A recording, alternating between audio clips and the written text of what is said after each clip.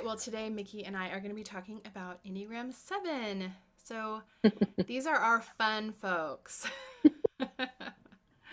What are some of the hallmarks of Enneagram 7? Yeah. Enneagram So 7. sevens, and I actually have we'll get to this because most people do think of sevens as fun. Yes. But there's a particular way sevens can show up Mm-hmm. that I think we sometimes don't talk about that. Mm-hmm. So if I don't get to that, remind me of it. So, this is our enthusiast, adventurer, dreamer. Mm-hmm.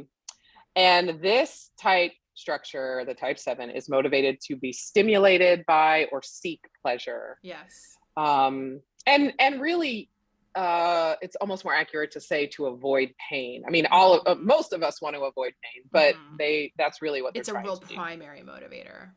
That's right. And the focus of attention is on imagining multiple options, positive future possibilities. And they really put their attention on what will allow them to escape limitation. And really focus on the interconnection and interrelated nature of information or people or ideas. It's like Neo in the Matrix. Like they can see all of these pieces of information at once. And they want it all, and they want to connect it all.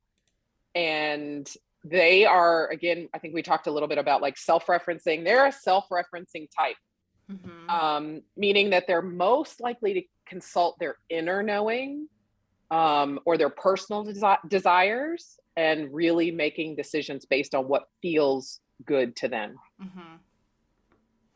Yeah. So I think this can feel hard for a lot of types. I love sevens. I also have a line of energy to 7.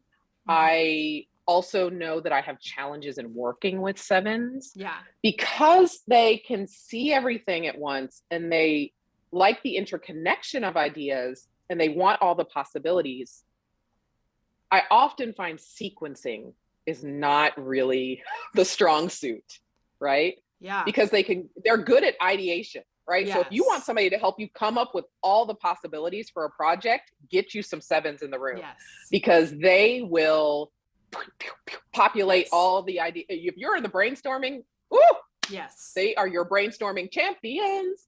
But when it comes to like, now this is the how you put everything in order, or even how you finish a project well, not necessarily going to be where they shine. Yeah.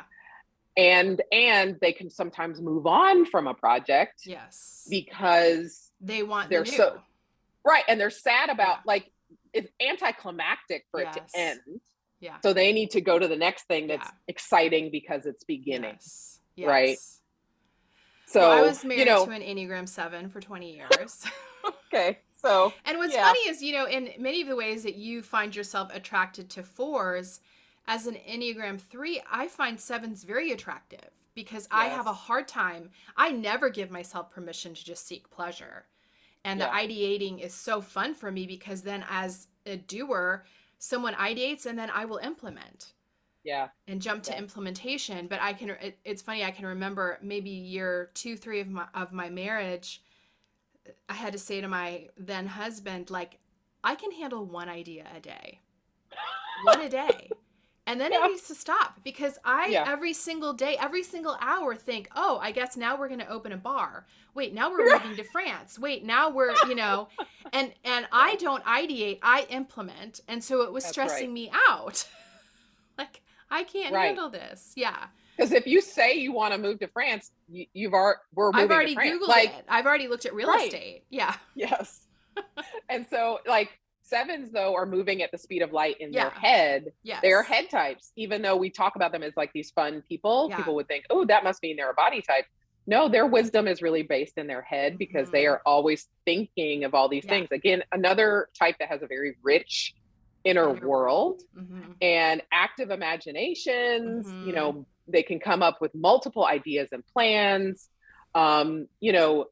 They have lots of access to pleasurable sensations, pleasurable thoughts. And really that's because they're using that to stay away from anything negative or sad. Yeah. Or really it's not even sad, it's limiting, right? Yeah. Things that limit or cause suffering, right? That's going to be a problem because I think my father is a 7. And so anytime anything comes in that feels kind of like it's going to cause more suffering when the world is already full of suffering, that is it's going to trigger a need to do a lot of other things to get rid of that. Yeah. And then but what it can create is that the avoidance of suffering can then become more painful than actually the suffering would have been if you had just dealt with it. Right. Because we know, the only way to work through your feelings is to work through your feelings. Yeah. So when you are oriented to ignore painful feelings, experiences, that can build up into procrastination, into avoidance, and into disconnection from people who you feel like might be bringing you down. Yeah. And they are often experienced as like playful, enjoyable, scattered, because they're all over the place, but that adventurous. So they're very charming and disarming. Like people are drawn to them. Oh, yeah. And what I was going to say about this, like other way 7s show up is yes, sometimes it's all about having a good time and being playful and energetic and all of that. It can also show up because it's about avoiding that suffering or it can show up as like overwork. Yes. Right? Because it's anything that will take the focus off of the pain and suffering of the current moment. Yeah. So if I can be thinking about all the ways I would solve income inequality in South Africa, I can just totally avoid the fact that I haven't paid my own bills this month. Right? It just becomes a fantasy, a way of like, oh, wouldn't that be amazing? Yes. Right? So, but 7s, are up for the challenge. They're up for spontaneity.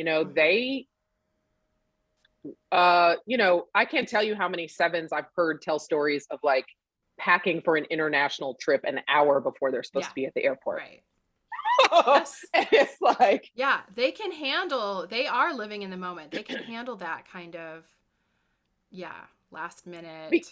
Because it's even energizing for them. Right. And because they understand there will be options, like they expect there will be options. So if I don't pack everything, there will be some sort of store where I can buy some kind of t-shirt. Like, so if they're wearing like a Budweiser t-shirt for 3 weeks, they're like, that was a fun story. Right. Totally. So but because they like opportunities and possibilities are enlivening for them. They are, they're not as scary. For some people, like options, too many, possibilities are frightening, right? It's too much unknown and it's too much pulling in, like actually deciding on something and committing to something. And I do not want to say that 7s can't make commitments because they can, obviously.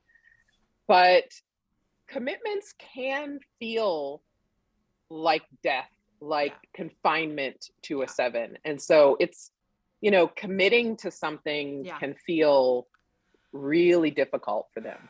Yeah. And I mean, obviously, we're talking about a spectrum of behavior, but I think, 7s, when they are unhealthy, my experience is they will not commit to, like, they won't answer a question. It can be like a pathological, like, refusal to even answer, can you do this on this day? I'm not going to answer. Yeah.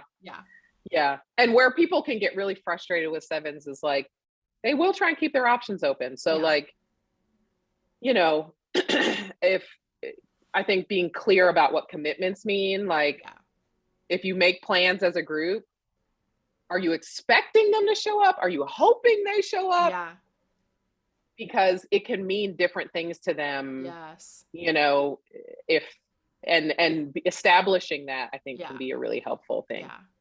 What does balance look like for the Enneagram 7? Hmm. You know, I think um, balance for a seven is really um,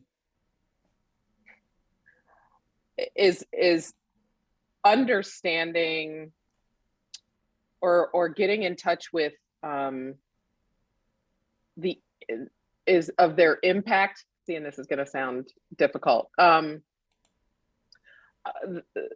The kind of the higher mind for sevens is sobriety, and that doesn't mean not drinking or doing drugs. Right. Sobriety is about kind of being with what is, and not trying to numb out Yes. the things that you want to numb. And sometimes we numb things that people would think are good, right? So, you know, it's really that being present to your life, all of it, the hard and the good.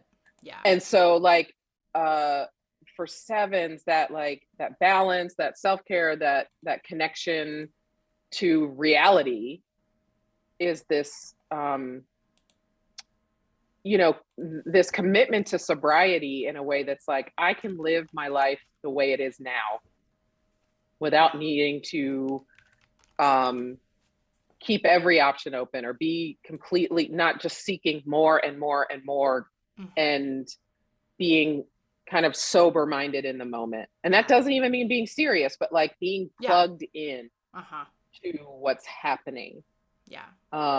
And so that, I think, is the balancing work, because you can have all the pleasure still. Right. And you can make room for what's, you know, the places that hurt. The places that are unsolvable, even with all of your ideas, the places that still elude you, that still provide pain and suffering and sadness.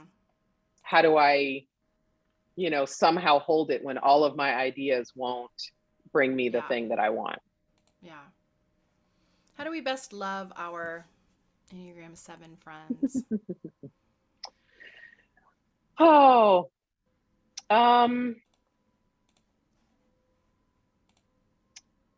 You know, I think that you know, at the core, sevens really, you know, they do hold that wisdom that we can experience a full spectrum of life and feelings right here. That we can be alive to the possibilities of this moment without needing to escape to another moment where things are different. Right. And so, like, I think connecting to the ways that our beloved sevens like are trying to experience so much of what the world has to offer, so much of what life has to offer, while asking them to stay grounded with us in the present moment, and like what is available in this moment and all of the possibilities of this moment. Some of us really need to dream a little bit with our sevens and like, you know, let them be ridiculous and full of ideas and not have to plan them out, not have to you know, to have it be reasonable and planned out.